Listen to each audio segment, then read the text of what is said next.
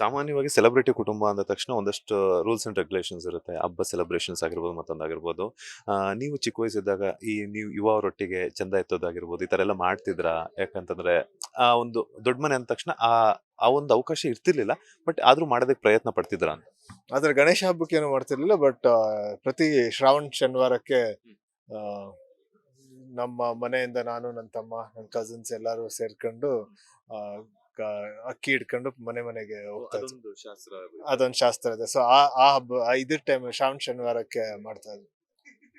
ಯಾವ ಅಮ್ಮ ಮಾಡಿರುವಂತ ಗೌರಿ ಹಬ್ಬಕ್ಕಾಗಿರ್ಬೋದು ಅಥವಾ ಅಜ್ಜಿ ಆಗಿರ್ಬೋದು, ಯಾವ ಅಡಿಗೆ ನಿಮ್ಗೆ ತುಂಬಾ ಇಷ್ಟ ಆಗುತ್ತೆ ಗೌರಿ ಗಣೇಶ ಹಬ್ಬದ ಸಂದರ್ಭದಲ್ಲಿ?